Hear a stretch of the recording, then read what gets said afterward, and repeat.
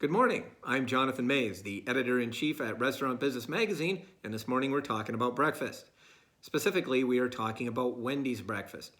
Wendy's started serving breakfast nationwide this morning, and it is very confident in its ability to do so. How confident?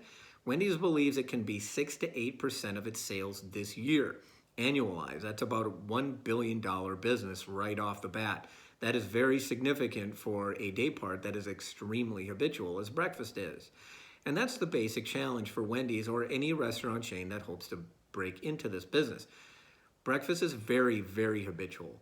Consumers really don't like to get out of their morning habits, and it takes a lot to convince them to go somewhere else. That's what's made it very difficult for Wendy's to do this in the past. It's why chains like Subway has essentially given up on it on a national basis.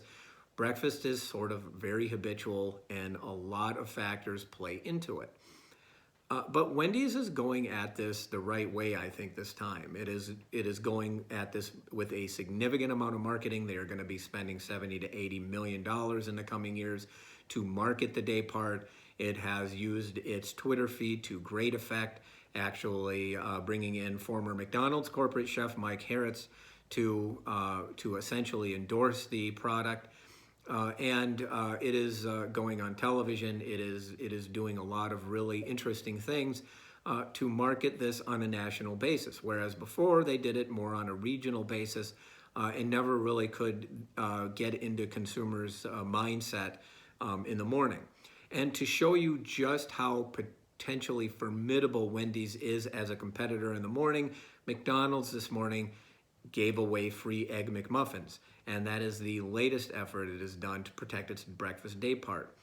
Last week, it started a 2 for $4 breakfast sandwiches offer, and then they started giving away free Egg McMuffins to customers who downloaded their smartphone app. So that shows you just how serious McDonald's considers Wendy's as a competitor. And to put that in perspective, if you remember when Taco Bell did this years ago, McDonald's didn't do anything of the sort. So McDonald's takes Wendy's competitive threat very seriously. So, but if Wendy's is going to do this, it does have to overcome certain challenges. First off, it made some compromises to make this thing profitable for franchisees.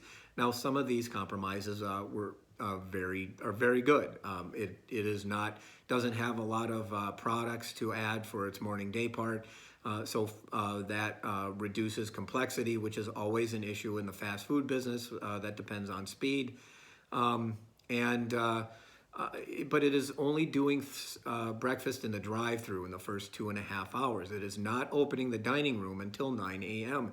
That's actually really significant. It means that Wendy's is bypassing certain customers who might want to eat their breakfast indoors. And while that's a certain minority of fast food customers in the morning, it's still bypassing sales. The other thing is it's opening at 6:30 rather than on the hour at 6 a.m. That's sort of an odd time. At the very least, it's just bypassing a half an hour worth of customers. And it's doing this to ensure that it can operate its restaurants with just 3 people, which is, again, a compromise being made in the name of profitability. I'm all for franchisee profitability, but that's going to be a potential challenge for them down the line and could reduce the potential sales going forward. But it's going to be very interesting to see what happens.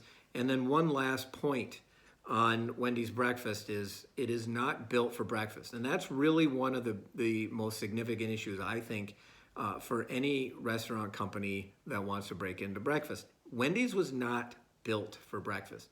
Consumers are very habitual. They don't like to get out of their habits. And one thing they're not going to want to do is turn left into a Wendy's on their way to work.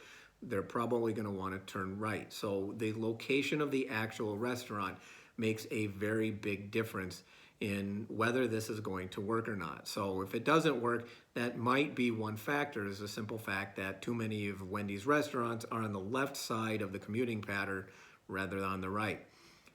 Thank you very much. This is Jonathan Mays, the editor-in-chief at Restaurant Business Magazine.